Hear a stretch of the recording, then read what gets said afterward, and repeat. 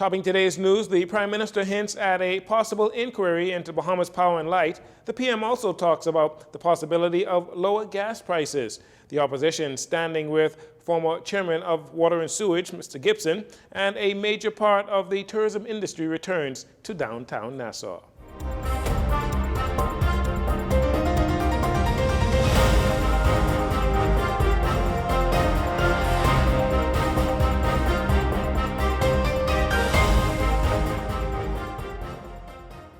Good evening, Bahamas. I'm Jareno Saunders. This is your JCN Evening News. Thanks for joining us.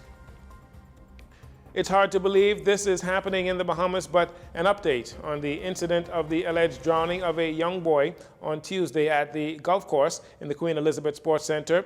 Today, when JCN checked with the police superintendent, Chrislyn Skippings, press liaison officer, said there was no new developments in the case and that no one has come forward to identify the little boy. Police are continuing to appeal to members of the public, particularly the Haitian community, to come forward in identifying the victim, understood to be between the ages of 10 and 12 years old. Speaking with reporters, Officer Desiree Ferguson from the Royal Bahamas Police Force's Public Relations and Communications Department has this to say. We know that someone's child is missing. We know that they may know who this child is in their community, and so we're asking them to please assist us in officially identifying who he may be. Okay, is the child believed to be of Haitian descent? At this present time, we do believe that, but we are appealing to members of the public to assist us with identifying who he is.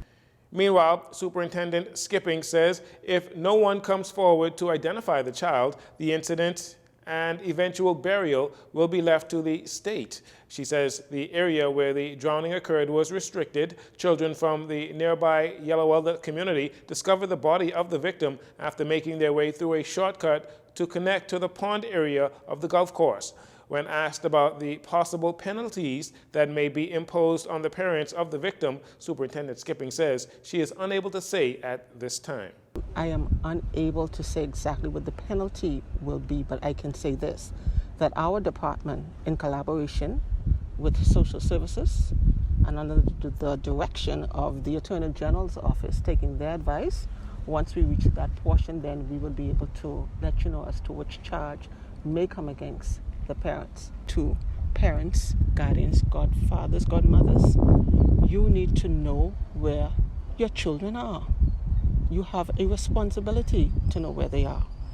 And if you fail to do what is required of you as a parent, then the law will have to step in and make you accountable and responsible.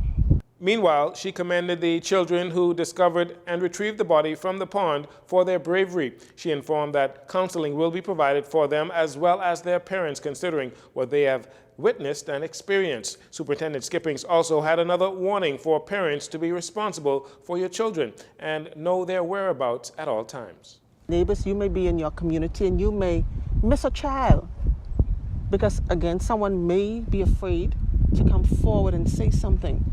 But if you know that a child was seen in your community for a period of time and all of a sudden that child is not around, we're asking you to come forward and to give us the information.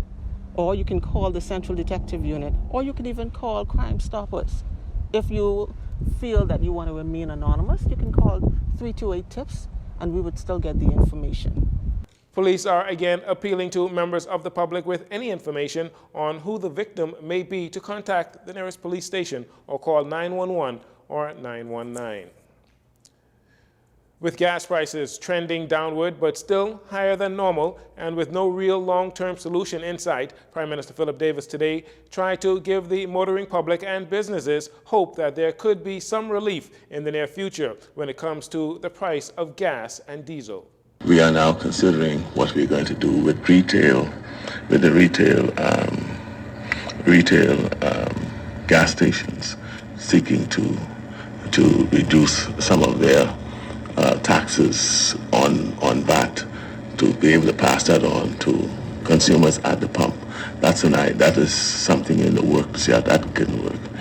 I've also been talking with shipping agencies to determine how we could reduce the cost of transporting goods to the Bahamas. Despite several meetings with gas station owners in recent weeks, the government seemed reluctant or unable to offer them any tax breaks or incentives that would result in a lower cost at the pump. For the past 3 weeks, the price of gas has averaged over $7. As of this week, prices have begun to fall, and the 3 major dealers are now below $7 per gallon. On Wednesday morning, on the sidelines of the swearing-in ceremony for Chief Justice Ian Winder at Bahamas, Prime Minister Philip Davis was asked by reporters about a possible inquiry into the management of the Bahamas Power and Light Company under the former administration that dealt with internal challenges at management level, in addition to the challenges of keeping the nation's lights on and at an affordable rate. The Prime Minister, seemingly reluctant to commit to a full commission of inquiry at this stage, answered like this. We are considering some inquiries. You would have heard me say on a number of occasions where we are unable, through the inquiry, what I call the anterior inquiry we're conducting, where we are unable to get information. There are ways and means of advancing that inquiry to another level to ensure that persons are compelled to respond and to provide the information that's necessary to come to conclusion as to what has happened. While leader of the official opposition, Mr. Davis, who served as former Minister of Works with responsibility for Bahamas Power and Light, promised that a PLP government would hold a publicly televised hearing into the affairs, saying that at the time there has been one bad decision after another at the power company with no accountability, no transparency as well. One of the main bones of contention was the controversial rate reduction bond. The opposition Free National Movement is still supporting Long Island Member of Parliament Adrian Gibson as he faces over 100 charges in connection to his tenure as executive chairman of the Water and Sewage Corporation. He was arraigned back in June, where he and 6 other defendants stood in the magistrate's court for multiple counts of bribery, money laundering, and conspiracy to commit bribery. Now, FNM leader Michael Pintard says, despite the charges against him, the party's support has not wavered, saying that Adrian Gibson is a member of the Free National Movement family. We will give him the moral support required. We do not know the facts relative to his case.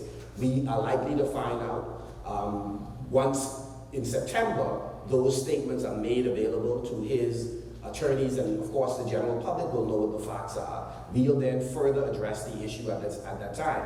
But in terms of moral support, we will give him and any member of our team moral support as any parent would for a child that is facing significant challenges.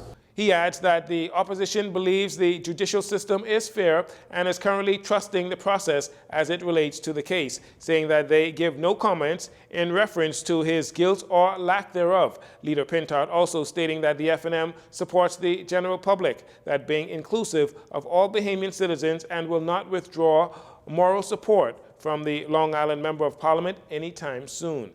MP Gibson's court matter is set to proceed via voluntary bill of indictment on September 14th. Former Minister of Health, Dr. Dwayne Sands, raising concerns over recent talks about the mask mandate in the country. His criticism comes after current Health and Wellness Minister Dr. Michael Dowell said on Tuesday the ideal percentage of vaccinated individuals to sway the removal of the mask mandate is 70%, with at least 60% of the population vaccinated within the next few months. Dr. Sands says that goal is hard to understand. They imagine that we will get rid of the mask mandates when we reach 70% of the population inoculated against COVID-19. The Prime Minister then doubled down on that and said that could be as early as in a very short time.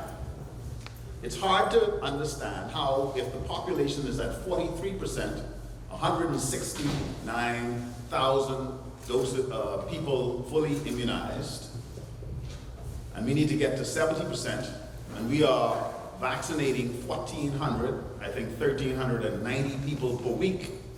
How are we going to get to 70% by the end of the year? The former Health and Wellness Minister also stating that the Bahamas has a health crisis, criticizing the government's response and address to the public regarding the monkeypox outbreak and the state of Grand Bahamas health institutions. When we talk about monkeypox, there has been a shortage of information, helpful information, to allay the fears and concerns of the general public. there has been precious little discussion about how we are going to fix the broken hospitals in Grand Bahama and in Nassau. How are we going to fix the floors in the operating room? How are we going to repair the broken down equipment in our health facilities? How are we going to get nurses to staff beyond the critically low levels of nursing staff that we have now, particularly in our ICU, emergency room, dialysis unit, and other critical care areas? So we have a health crisis. Ending his remarks, Dr. Sands contends the Davis administration has not addressed the way they plan to handle the current crisis. Prime Minister Philip Davis announcing today at the weekly press briefing that the Bahamas will host the first regional Caribbean heads of government meeting in preparation for COP27 in November this year. The regional heads of government meeting will be held in August 16th to the 17th at Bahamas, and the United Nations Framework Convention on Climate Change, UNFCCC, will fit the bill for all of the expenses related to the local conference or the regional conference. The meeting is intended to establish a Caribbean response to better reflect geographical and geopolitical issues of the Caribbean states. The administration is introducing this conference as we seek to get results in the climate change fight. The Bahamas, along with the region, has lobbied year after year, meeting after meeting, as we sought for the world to acknowledge our vulnerable position. This meeting will position the Caribbean region to take control of our fate and present a unified position to the world at COP27, which will take place in Sharm el-Sheikh, Egypt in November. The government of the Bahamas intends to establish the meeting as an annual event and will seek to have it instituted as a regular meeting on the United Nations Framework for Climate Change Convention.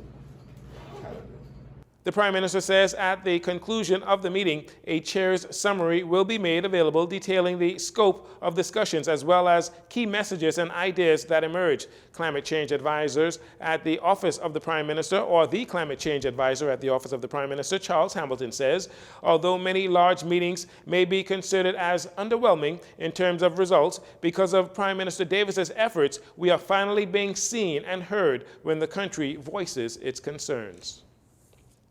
But I think that the fact that the Bahamas was approached to actually host this meeting shows that even though we're a country of 400,000 people, that we're punching far above our weight and we're inspiring for action to happen, the Prime Minister has continued to echo that it's all good that we talk, but now we need to act. We know that this is a decade important for action if you want to ensure that the goals set out in the Paris Agreement can be achieved. We have to see a 45% cut in greenhouse gases by 2030. And the only way that's going to happen is if we come together, we talk, but we also come forward with the action plans. We're seeing that the dial is shifting among those developed countries because we're not sitting down and just accepting what is being told, well, we can't do this or we can't do that. And so for the fact that the Caribbean is coming together to try and unify its messaging, to come up with clear actions that will help us now and into the future, I am very much excited. Hamilton says he hopes to see results from this meeting as soon as it ends. He says one of the short-term goals from the conference is clear climate access finance windows being available for all Caribbean countries. To be able to access funding that is not tied to any loans or whatnot associated with multilateral development banks. We want to ensure that the Caribbean is recognized as a formal negotiating bloc within the UNFCCC, so that way we can go ahead and bring forward our views instead of being lumped into other groups as well. Those are just some of the immediate actions, and I can assure you that more of those, initiatives that we want to propose, we will communicate those moving forward. The Prime Minister says although the country will not be hosting this meeting every year, he is excited for what results can come out of this initiative. We'll take a break here, and we'll be right back after these commercials.